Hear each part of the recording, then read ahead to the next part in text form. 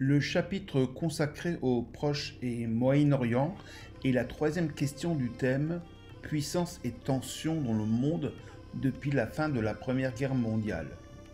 Comme vous le savez, les deux premières questions étaient consacrées au chemin de la puissance à travers deux exemples, celui d'une puissance établie, les États-Unis, et celui d'une puissance émergente, la Chine. Dans cette question, il s'agira avant tout de réfléchir sur le concept de foyer de conflit, c'est-à-dire d'une zone géopolitiquement instable où différents acteurs, qu'ils soient locaux, régionaux ou mondiaux, s'affrontent pour son contrôle.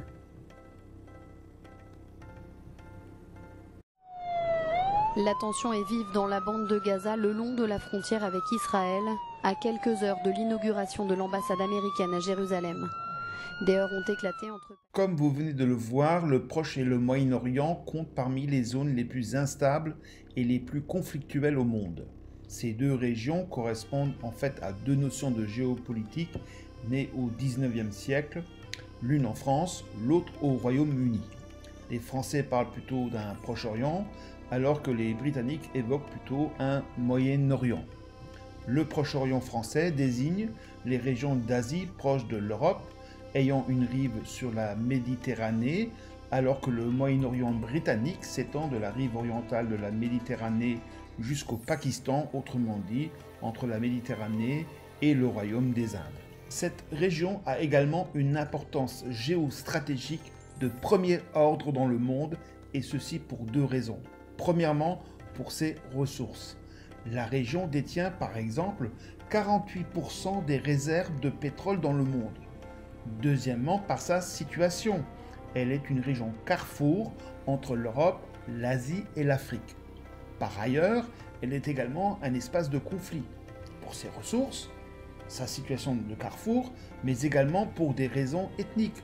De nombreux peuples n'ont pas d'État et souhaiteraient en avoir un, au nom du droit des peuples à disposer d'eux-mêmes.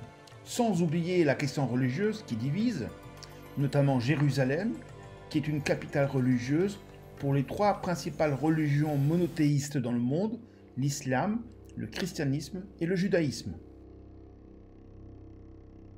Il faut maintenant s'interroger sur l'importance de l'année 1918 pour cette région du monde. En effet, la fin de la Première Guerre mondiale marque un tournant déterminant pour cette région. L'Empire ottoman, qui dominait la région et qui lui donnait une certaine unité, est démantelé au profit de la France et du Royaume-Uni. Donc, au début de notre période, le Proche et le Moyen-Orient passent de la domination de l'Empire ottoman à celle de deux puissances occidentales. Avant la Première Guerre mondiale, la région vivait donc sous la domination de l'Empire ottoman. Originaires d'Anatolie, les Turcs ottomans ont étendu leur conquête au Caucase, puis aux Balkans. Enfin, la conquête de l'Égypte leur permet de contrôler tout le monde arabe. Cependant, à la veille de la Première Guerre mondiale, l'Empire ottoman est en déclin. Un déclin territorial et financier, si bien que l'Empire est souvent qualifié d'homme malade de l'Europe. Le réveil du sentiment national des peuples des Balkans, soutenu par la Russie, lui font perdre pratiquement tous ses territoires en Europe. Le Royaume-Uni, la France et l'Italie lui arrachent l'Égypte, le Maghreb et la Libye. Ces pertes territoriales entraînent l'Empire vers un désastre financier. Pour éviter la banqueroute, l'Empire n'a pas d'autre choix que d'accepter les capitaux des grandes puissances européennes, ce qui signifie dépendre de ces puissances, autrement dit d'entrer sous leur influence. C'est dans ce contexte qu'elle se rapproche de l'Allemagne, et c'est pourquoi en 1914, l'Empire ottoman entre en guerre du côté de la Triple Alliance contre la Triple Entente, c'est-à-dire la France, le Royaume-Uni et la Russie. Voilà, vous avez tous les éléments en main pour comprendre quel problème historique est posé par la question.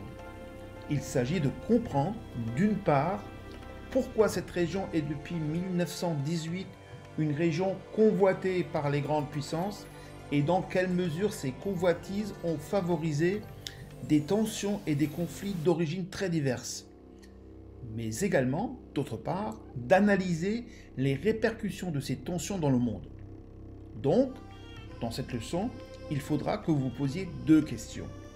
Premièrement, quels sont les facteurs de conflit au Proche et au Moyen-Orient? Deuxièmement, pourquoi ces conflits ont-ils une telle résonance dans le monde?